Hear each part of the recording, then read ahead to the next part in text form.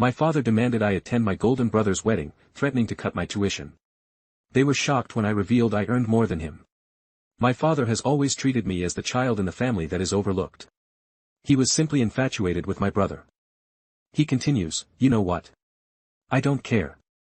If you got accepted to some prestigious college, you have to go to the local college because we don't want your brother to be jealous of you. So you know what, guys? I pretended everything was fine. I replied, you know what, Dad? Okay, fine, I'll go to that college on one condition, I get to stay in the dorms. So I lied to him. I pretended to reside in the dorms and attended the prestigious college on a scholarship he was unaware of. But when he finds out, he will erupt. What would you do if the people who had hardly noticed your presence for 3 years suddenly asked you to show up and act like a family member for one day? That would be a very hard scenario, right? I mean, it's always going to be like that with family, especially my own. Let me start at the beginning. My name is Jonas and, if you haven't figured by now, my family is quite dysfunctional. I mean it, that is, if it can even be considered a family. What do you name the individuals who gave birth to you but then abandoned you when they discovered a better version of you? Can that even be considered family? Instead than going in circles, let me state it clearly, I could have had a happy family if my parents had treated both of their children equally. But no, my parents are a bunch of biased jerks who have been treating me as background noise for as long as I can remember. All because my brother, Roman, was the healthier kid. I mean, Roman was one of those healthy, adorable infants who drew everyone's attention in an instant, whereas I was the scrawny, average-looking one that no one wanted to hold. But should these things influence parents so profoundly that they begin to differentiate between their children? It shouldn't, right? But it was different for my parents, Patrick and Marin. Within a month of Roman's birth, he had become their golden kid, the infant who received universal adulation. I mean, he wasn't outstanding, he was merely the more attractive one, the main character, so everyone was drawn to him, whilst I was usually the supporting character standing in the background, forgotten. You can imagine how dreadful my childhood must have been. My parents ignored me and just provided for my basic needs, while my egotistical brother let all of the attention get to him. Roman grew up as a pampered brat who only cared about himself, so you can picture the kind of relationship we had. I was the shy, introverted kid, and Roman turned out to be a huge fat bully. Could you imagine that? Are you being bullied by your little brother? Yeah, that was the case with me. Roman seemed to have made it his life's mission to make mine unhappy, whether by throwing wild tantrums that caused my parents to spoil my plans, or by physically taking away the things I liked. Is this correct? It was a poor scenario in and of itself. Add a set of biased parents to the mix and you can understand how terrible my upbringing was. My parents were the main reason Roman grew up to be such a brat. While Roman was showered with new toys, attention and praise, I was never spoiled. My birthdays were a formality, my accomplishments were never particularly significant, and my job in the family was essentially that of a background prop. One time in 3rd grade I had all A's on my report card. I was thrilled, you know. I figured maybe I'd get a pat on the back or something, but when I presented it to my mother, all she said was that's good, as she went on to rave about what a nice little painting Roman had done that we just had to put on the refrigerator. Yes, Roman's wonky dog drawing received center stage, while my straight-A report card was placed into the garbage drawer with the other forgotten papers. So you know how things were. I felt like the neglected report card, while my brother was lauded for everything. But it wasn't just the small stuff. Oh no, Roman got to decide where we went on family trips, what we ate for dinner and what we watched on television. Every time I attempted to select something, I was turned down and that idiot Roman rubbed it in my face to the fullest extent possible. He was the king and I was nothing more than his servant. So I guess you can see why I wanted to flee this hellhole as soon as I could, and I even had the perfect opportunity. I was looking to pursue a bachelor's degree and was awarded a scholarship to one of the world's finest institutions. It was a very prestigious college, the kind that assures a good career for its students. Getting a scholarship there, oh, that is a dream. But here's the catch, it was many states away. And, like everything else in my life, my parents refused to let me have it. Click, share and more to check if there is a part 2. Part 2, do you want to discover the reason? Of course it was Roman. My parents even suggested that I attend the local institution in our state because it provided a greater opportunity and option. They reasoned that since Roman, who was not particularly bright academically, could feel bad that I had the opportunity to enroll at such a prominent college while he did not, I should stay local. What was stopping him? He could have worked his buttocks off, like I did, and received what he desired. However, none of this made sense to my parents. They told me I needed to go to the local college. You see how ludicrous this whole situation was. Somewhere in my mind, I assumed they were doing this to keep me from outshining Roman. It was as if they recognized my potential but consciously chose to disregard it. It's as if providing me with genuine support would jeopardize Roman's image as the golden child.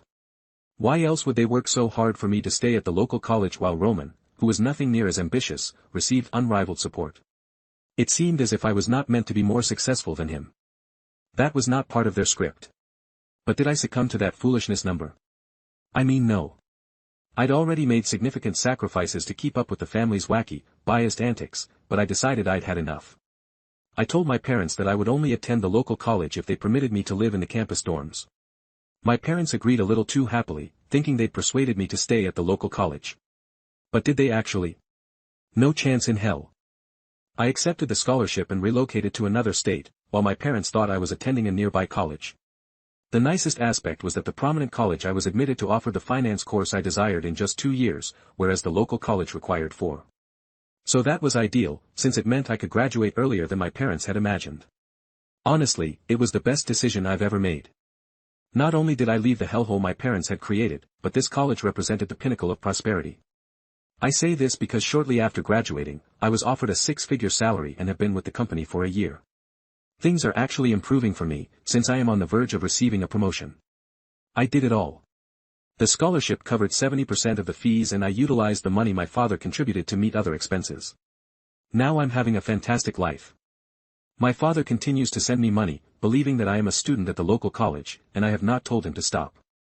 I know it's kind of terrible, but I consider it retribution.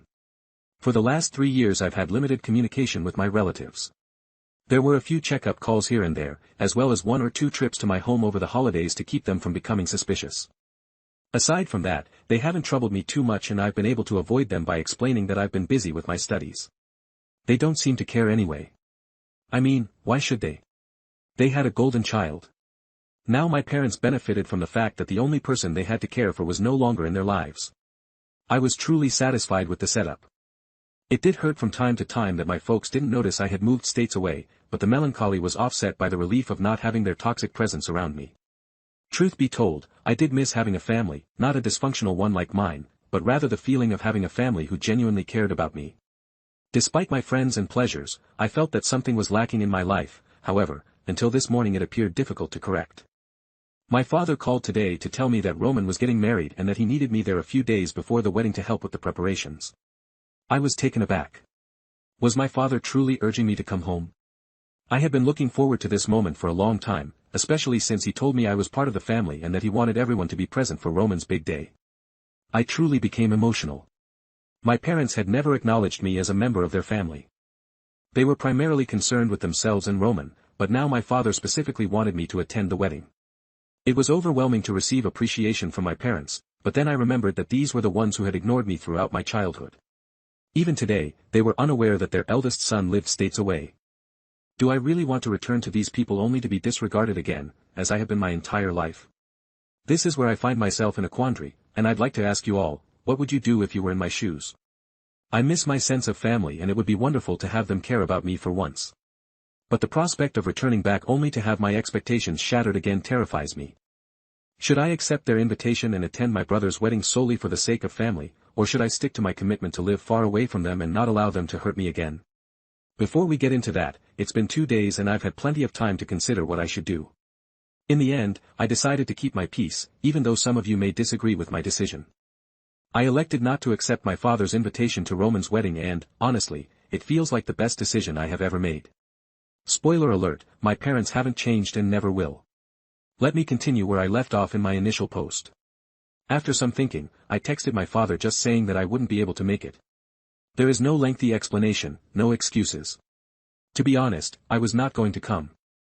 I expected some reaction, but I didn't expect the manipulation to start so early. Within an hour, my phone was flooded with text messages. First, my mother attempted to guilt-trip me. She inquired if I truly wanted to miss Roman's special day, if I wanted to be that brother, and how disappointed Roman would be if I wasn't present. She went on to say how much it would mean to Roman if his older brother was there. Really, she also attempted to play the game in which you only got one family card. But here's the thing, Roman's big day meant nothing to me because Roman had never cared about any of my significant occasions, not one. And yes, you only have one family part 3, but only if they behave appropriately, you know. So I informed my mother the same thing, I was not coming. When guilt-tripping failed, my father resorted to his own bizarre tactics. He attempted to keep it calm at first, stating things like how families should stick together on situations like these. When I still didn't move, he decided to play dirty. He called and stated that if I didn't show up for Roman's wedding, they would cease paying my tuition costs. He stated they couldn't afford for people to gossip about how one of their sons wasn't present at such an important event. Essentially, they wanted to maintain the appearance of a happy family for their friends and neighbors, as is customary. Everything revolved around appearances. Not about me, not about Roman, but what about how the family was perceived by others? That's when I really lost it.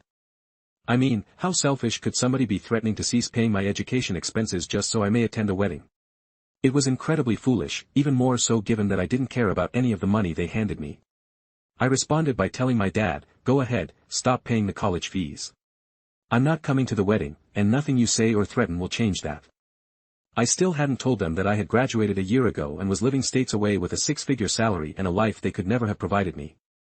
I didn't want them to know how good my life was or where I was, because they would ruin everything that was going well. I know I have to tell them the truth and I will do so shortly, but right now I was having fun. My unwillingness to attend my brother's wedding, despite my father's warnings, enraged him. He spoke about how ungrateful I was, how I've always been difficult and how Dad planned to withdraw my name from the local college to teach me a lesson. He said it as if it were a huge threat, as if being pulled from a place I'd never even been to would destroy me. He had no idea that the truth was just the opposite. Honestly, I couldn't stop laughing. I could have told him I had never attended the local college. But where's the fun in that, guys? So now I'm simply waiting for my father to go and try to withdraw my name from a college where I was never enrolled. I'm honestly waiting for his reaction when he discovers I no longer need him or his money. That's going to be shocking, and it's only a matter of time before my phone calls with another round of obscenities. I honestly cannot wait. Anyway, I'll keep you all posted on what happens. Until then, so long. Hello, it's Jonas again. I know it's only been a day since my last update, but the never-ending drama in my life has gotten even wilder. After my last post, I had a feeling my father would take my unwillingness to attend Roman's wedding seriously. It turns out I was correct. It all began with a phone call from him this morning and he was furious. He was irate and wasted no time in asking me where I'd been all this time and what the heck I'd been doing with all the money he provided for my college expenses. It was like witnessing a toddler throw a tantrum because he did not get his favorite toy. Only this time it was my father who was driven insane by the happenings around him. Apparently. After our last chat, my father went to the local college. Yes, this is when things become really fascinating. He went there to withdraw my name simply to teach me a lesson. That guy was so crazy that he thought pulling my name from college and suspending my studies would force me to attend Roman's wedding. Clearly he was wrong.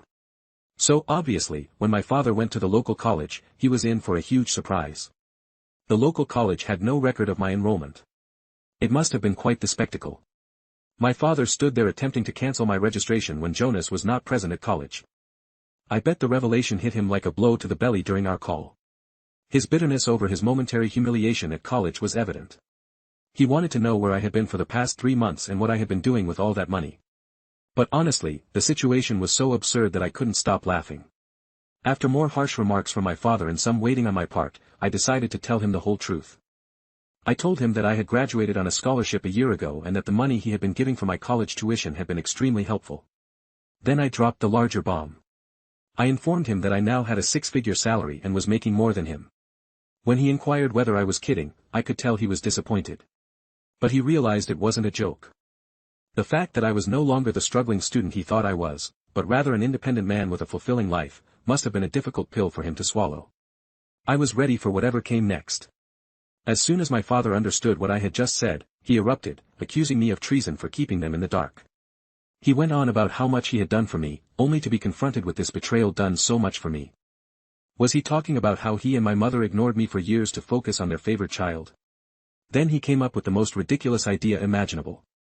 He said the only way he could forgive me was if I went to Roman's wedding and made sure there was no scandal or gossip about the family.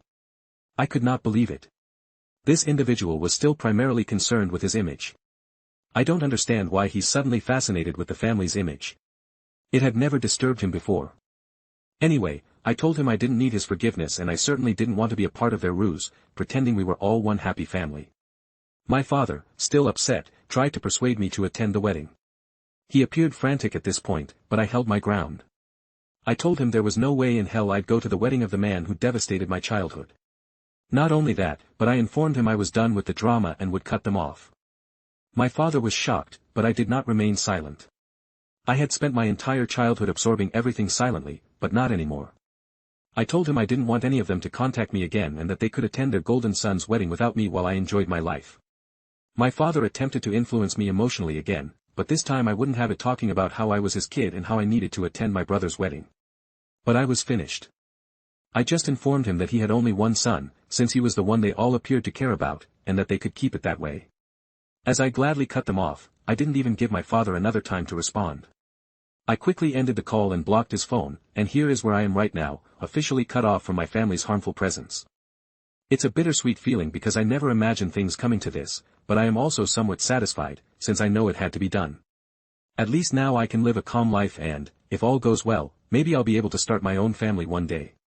So it's been more than a month since I shut off communication with my family. I thought I was above all the drama and manipulation, but they clearly couldn't let things go so simply. A few days ago I received an unexpected call from an unknown number. It was my mother and she was sobbing uncontrollably. I had banned all of their calls, so I was surprised to receive this one.